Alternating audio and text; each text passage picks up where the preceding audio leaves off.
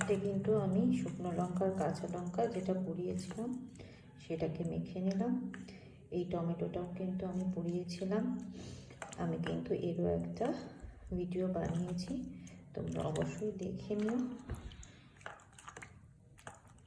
এটা কিন্তু পুড়িয়ে নিলে একটা স্মোকি ফ্লেভার আসে, যেটা কিন্তু বেগুন পোড়ার সাথে খেতে অসম্ভব সুন্দর লাগে।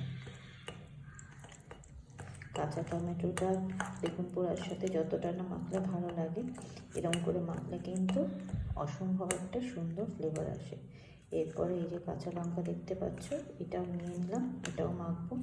আর এই কাঁচা পেঁয়াজ, আমার মনে হয় পেঁয়াজটা ভেজে অনেকে মাখে, কিন্তু তার থেকে কাঁচা পেঁয়াজের যে ফ্লেভারটা বেগুন পোড়ার সাথে, এটা কিন্তু অসম্ভবভাবে ভালো যায়। এবার এই সব কিছু আমি মেখে নিলাম। মেখে নিয়ে এবার এর মধ্যে দিয়ে দিতে হবে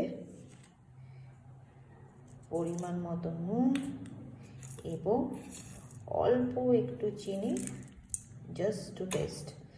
এবার এটাকে একসঙ্গে মেখে নিলাম।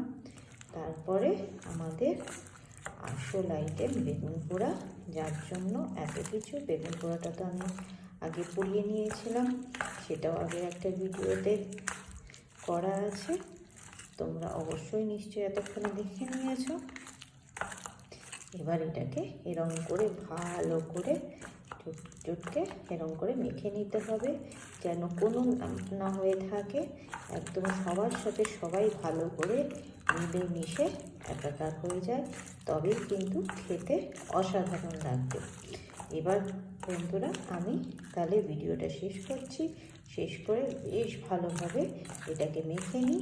আর এটাকে কিন্তু গরম গরম ভাতের সাথে পরিবেশন করো, একেবারে পুরো শীতের দুপুরটা জমে যাবে। তোমাদের ভালো লাগলে অবশ্যই কমেন্টে জানিও।